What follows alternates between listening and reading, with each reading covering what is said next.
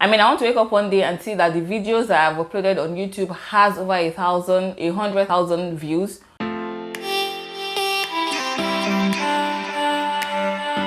Hey fam, how are you doing today? Welcome back to another vlog. So this is a get ready with me vlog, which you have already seen from the title, but in this vlog I'm going to be talking about fast life, the whole syndrome of wanting to get things quickly, fast, and all of that, and how we can manage it to make sure that when we get the success that we want to get, we are prepared and ready to receive, contain, handle, manage, and all of the good stuff that we need to do with success. So I hope you enjoyed this vlog. Don't forget to give it a thumbs up, share with your friends and family, and also leave a comment in the comment section if you agree with me or your own view on this fast life syndrome that we have now. I'll see you in the video. Hi guys, good morning. So it's time to get ready for church, and I'm just having coffee because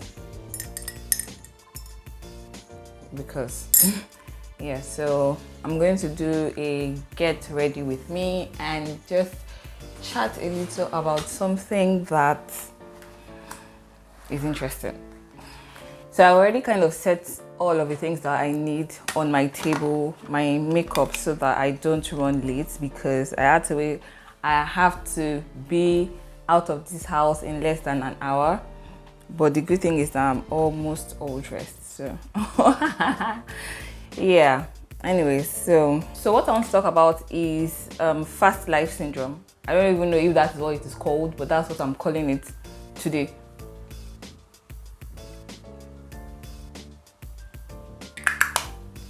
So basically, what is fast life syndrome is that kind of where everybody wants to do something and want to get results very quickly. We want to do everything fast. We want to make money fast. We want to blow fast. We want to be successful fast. And I don't blame us for that, because we already live in a world where everything is gotten fast. I mean, you sit down in your house and you can order for things to come and meet you, including groceries. You can order for clothes and even make it get delivered to you the next day. That's how quickly we are just moving with speed. We're just at the point where everything is just speed. You walk into a restaurant, you have fast food. You walk into a restaurant, you order for food. In these fast restaurants, KFC, McDonald's, and all of that, and your food is ready in less than 10 minutes, which you normally wouldn't get. We even have food that you can just pop in the oven and it comes out done. So we already have that kind of lifestyle. We are already conditioned to expect things to come to us quickly.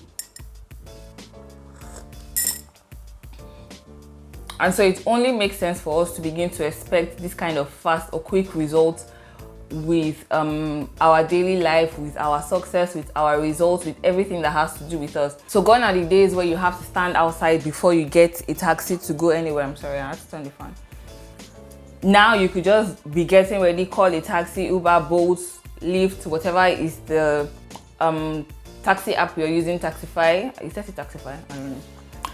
And the taxi is waiting for you outside. That's how fast everything has become, and it is more or less becoming an issue, because we'll get into that. I'm just going to quickly prep my face because I don't want to be late. Okay, so I don't remember what I said I was going to do, but I have done my eyebrows. Anyway, so as I was saying, that because of this, we kind of expect everything fast. I mean, you would sit in your house, send a message to your friend, and expect them to send you a message back to reply or acknowledge your message almost immediately, because the person is not doing any other thing. The person is just sitting down waiting for your message to come in. Anyways, so that kind of thing removes or evades the virtue of patience, and that is what I'm going to talk about. That is exactly what I'm going to actually. We are not very patient again with the things that we expect or the things that we want to see, because we are being consumed, or we have been sucked into this belief or lifestyle that everything comes as quickly as you want, as quickly as you even think of it. You're already seeing the results. And unfortunately, that's not how it happens. That's not how we get the results that we want to see. And it could be annoyingly and what's the word?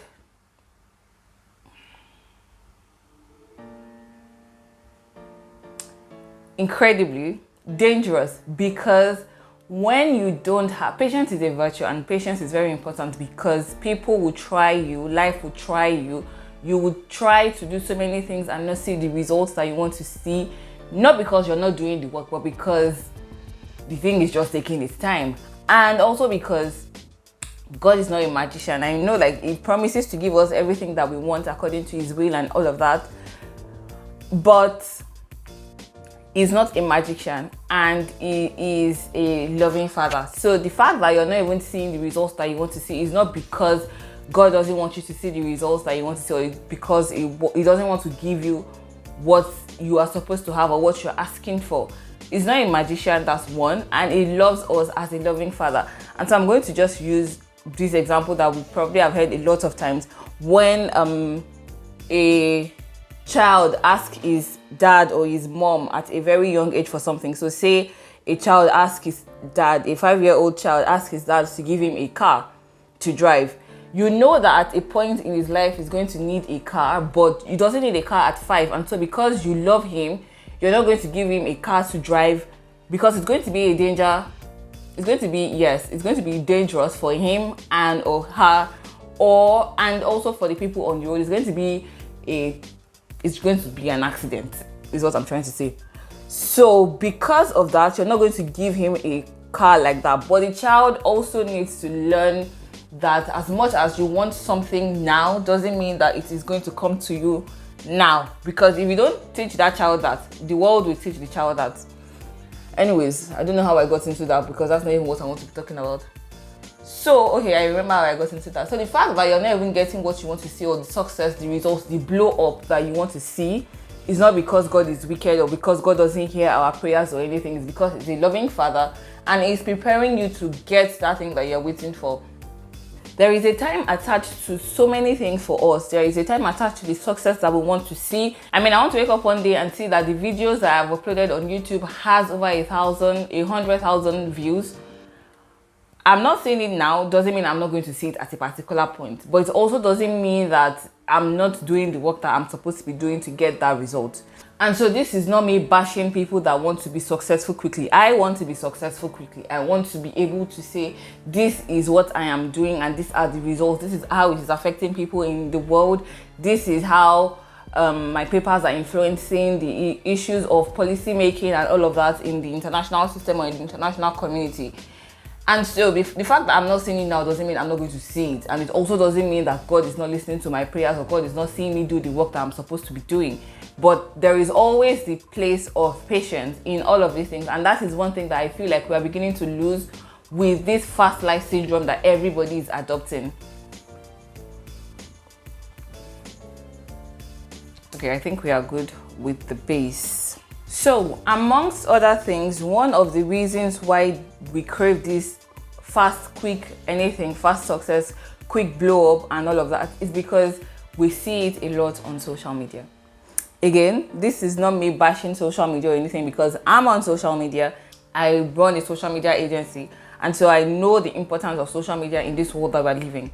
But apart from the fact that some people use social media for good, it affects a lot of us more than we like to admit. And it happens like this because we see people, I'm just going to talk randomly about a business or anything. So we see people that we started a business with and started maybe the same business, making more sales on social media. So like they put it on social media that they have made this amount of sales today, they sold this amount of products today.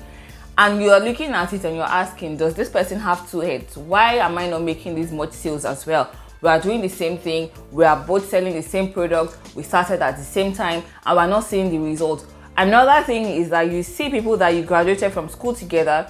I don't like to use classmates because one of my professors in school very quickly told us when we were in 100 level that we are not classmates, we are coursemates. Because you could be taking the same course with somebody that is in a higher level than you are, or a higher, 100 level, higher level than you are. And that doesn't mean the person is your classmate. It just means the person is your coursemate, so you're taking that same course with the person. And that kind of stuck very quickly. So because you see people that you graduated from school at the same time, or people that you think your age mate, putting on social media that they are catching flights every single weekend, they are making this, they are working in this, the top 5 or the top 3 companies and all of that, they are making this amount of money and all of that, and you're looking at yourself like, what am I doing differently that is making me not be like this person? The truth is nothing. It's not like you're doing anything differently or you're not doing anything differently. It's just that people have different times and seasons, and the earlier we know and accept that, the better for us. And I'm not even saying this in the sense of, oh, when your own come is going to be bigger and better. If that is what you want, then that's what you're going to get. But we also forget that social media is curated. So what I mean is that social media is, please ignore the panda look. Social media is a curated reality. For example, I'm just going to use myself as an example, point blank, because I have not vlogged in 3 weeks. I haven't done any recent anything on social media in 3 weeks. Doesn't mean I haven't been putting up content on social media or anything. Like, I think it's just 1 whole week that I did not put anything on there. But I have been living. In that 3 weeks, my life did not stop. I did not stop doing things that were important to me in those 3 weeks. So I didn't go into a hole or disappeared. But you don't know what I was doing in that 3 weeks. And I'm here again, getting ready for church and doing this get ready with me chat and everything, and letting you see that. But what happened in those 3 weeks, you don't know. So social media is curated. It is what we want you to see that we let you see on social media. It's not what you have to see. We're not letting you see the struggle of the work that we're putting into or what the person is putting into to make sure that the sales that she's getting. You're not seeing how much work a person in a 9 to 5 is putting in, maybe probably even working a 9 to 9 because they're trying to get a promotion or anything. You are not seeing all of those things because it's not fancy. It's not nice to see all of those things that goes into the nit and grit of all of the things that goes into being a successful person. It's not fancy, it's not nice, it's not beautiful to see. And so because of that, you see only what people want you to see. Okay, let's blend this out before we talk too much and then it becomes a problem. Okay, so that is done as well. So the danger with this fast life syndrome or this fast life thing that we want to see all the time, that we want to get all the time, is that we begin to think that there's something wrong with us. So we begin to have a distorted view of life, a distorted view of what success should be, what success should look like. And I'm not glorifying hard life. I'm not glorifying struggle. I'm not expecting you to be struggling. I'm not expecting you to be struggling for 20 years of your life, 10 years of your life, even 5 years of your life. I'm not expecting you to be struggling for that long. What I'm saying is that there is always a journey. There is always a process. There is always steps towards where we are going to. And if you jump a step, it is very risky and dangerous. So you begin to miss out on being a well-rounded person. You begin to think that there's something wrong with you. You begin to see yourself as less of who you are, less of a human being.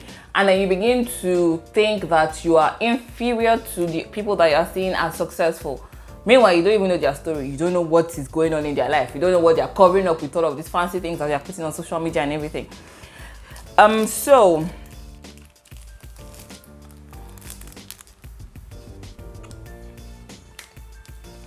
I don't like how this cake tastes. I got this cake because I was expecting it to taste somehow else. This taste I don't like, but now I have like a whole pack. It's almost finished anyways. So now I force myself to eat it, especially when I'm just hungry. So while there is no problem, absolutely no problem with wanting fast life or quick success or quick blow up and all of those things, thanks to TikTok and all the whatever. When you live your paced your paced journey, when you are on your paced journey to success. You enjoy it better. You are able to hold on to this success. You're able to manage this success better. You're able to what's the word? Oh my goodness. Respect this success and not mismanage it. Yes, that's what I'm trying to say. That's not the word, but that's the explanation. So just living a life that is your pace, that is the pace that God has ordained for you, is so much better. When you're on your paced journey, what happens is that on that journey you learn so much that prepares you for the success that you want. And I'm not saying that again, struggle life or hard work or what's it called? No, not hard work. Hard life is what you should be working towards. Absolutely not. Nobody should be doing that every single day of their life. But what I'm saying is that you're able to handle success better. You're able to enjoy it and respect it, and then teach people how to get it in the right way. The right way. So on this kind of journey, you are on a journey of also building capacity. There are so much that you need to be able to contain and handle success, to be able to contain and handle the kind of success that you want. Because if you are not well ready, well-rounded, or prepared for this success, you would get it and not even know what to do with it. There is a reason why, I'm not even saying there's a reason why, there are so many people that we know that they came out in like the space of 1 year and then we don't hear anything about them again. So they come into limelight, they blow up, they shine, glitter and everything, and then in like 6 months or so they just disappear, like they didn't even come into limelight at all. And that's not the kind of success that we want. We want the one that can be sustained. Yes, that's what I'm looking for. We want the one that we can sustain, the one that can be sustained, enjoyed, and reproduced. You don't want it to end with you. You want it to continue with your generation. You want to be like the generations of you want to be able to build success that lasts for generations to come. You want your grandchildren, your great-grandchildren to respect the work that you put into to helping them to get this kind of thing. So there is a lot that we gain, and if you don't even build capacity to hold the success that you want to, it will break you, it will crumble, it will crush you. You need to be able to build your, David says, his container. You need to be able to build your container to be able to hold the things that you want to see. If you cannot hold on to it, if it is not something that can stand with you, a lot of people begin to lose themselves when they even begin to gain some form of success. That's not what you want. You don't want to even see that. You don't want to get that, because very quickly it would slip away from you. And so we don't want to be those people. So your container has to be strong enough and big enough to take the success that you want to see. And that only comes when you've built capacity. There is a reason why Jesus grew in wisdom and in stature and in favor. He could have manifested as a full-grown man, as a 33-year-old man that just comes, walks to the cross, dies, and then comes back to life and everything. But it would not, it would be a disaster for us, for lack of better word. And I cannot even go into all of that right now. But it would just be a disaster. So he had to grow into everything. He had to go through the process of going to the synagogue to be taught or to listen to the scribes and the Pharisees and all of that. He had to go through being a child that was raised by parents and everything, so that we also know the importance of growing through all of these things. We're not jumping into it. If you jump, my dad or my mom, I don't know who says it more times than, but the two of them say this all the time. If you jump into success, you're going to jump out of it. I'm going to do my makeup now because I have less than 20 minutes to be ready. So let me just do my eyeshadow and then I'll be back again. So how do you handle this problem of fast life, this whole issue with fast life, wanting success quickly and everything? Again, there is nothing wrong with that, but the first thing I'm going to say you need to do is define the success that you want, the success that you're expecting. Define it. And you may be wondering what defining it is going to do to you, and I'm going to tell you, of course. When you define the success that you want to see, you are certain, and it kind of directs you. It helps you to know the kind of success that you should see and admire on social media, because social media is not a part of us. It also helps you to know the kind of success that you don't want. So defining your success means you have to be specific. What do you want to be successful with, or what do you want your success to be tied to? Do you want to say that you have so and so number of followers on social media, on Instagram, TikTok, on all of that? Do you want to say you are making this amount of money every month? This is the amount of money that you're making every year. Or do you want to say you're impacting lives in what you're doing or with what you're doing? Or is it everything for you? So define what that success is for you. Define what it means to you, so that you know when you see some type or some form of, you know that this is not what you want, and so you're not comparing yourself to that. I hope that makes sense. Another thing is that you should understand that for success you need to build capacity, because if you do not, you're going to be a one hit wonder.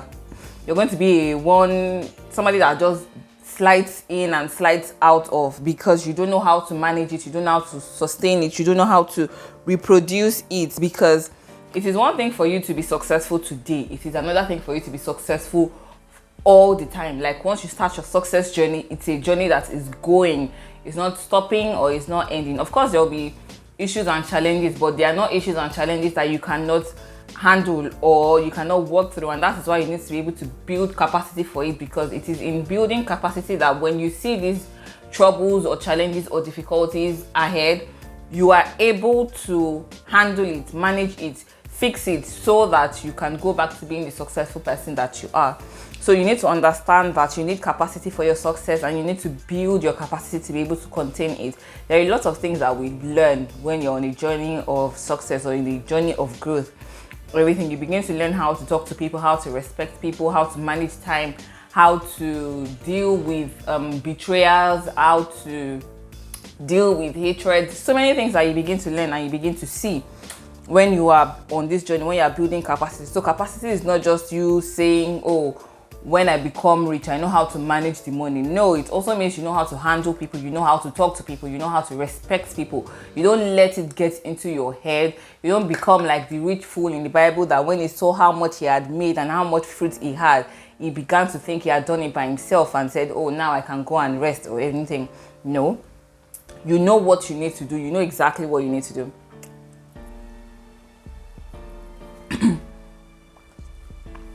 And the third thing I'm going to say is that you should know that the success stories that you see today, the success stories, you know that the successful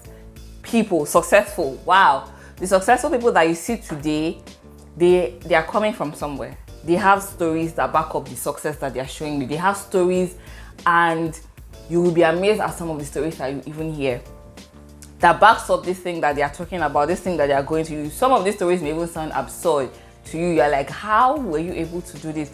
And one that I'm even seeing very, very recently on social media is Serena Williams. She's going to, I think maybe now she has already, as you're watching this vlog, she probably has already dropped her tennis career and everything, because she wants to focus on other things that has to do with her.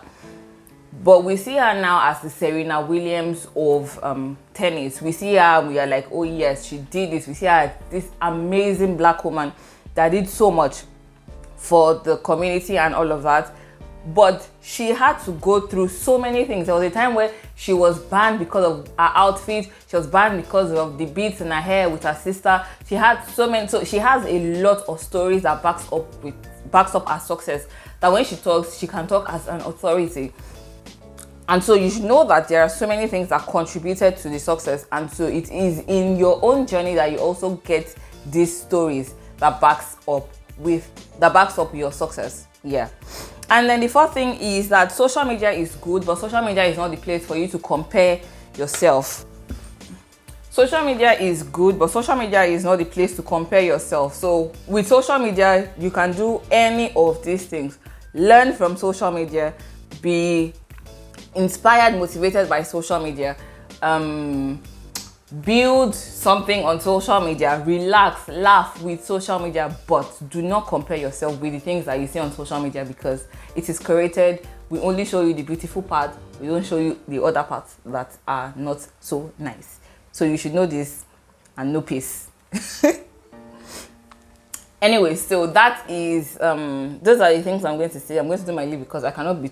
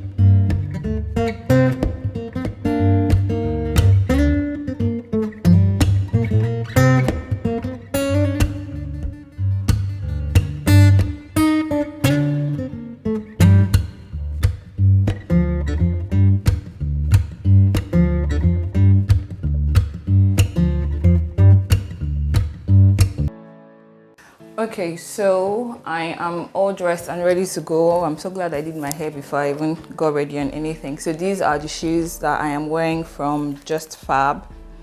I think, yes, from Just Fab. And then this bag. So I'll do a proper view when I'm outside, but for now, bye.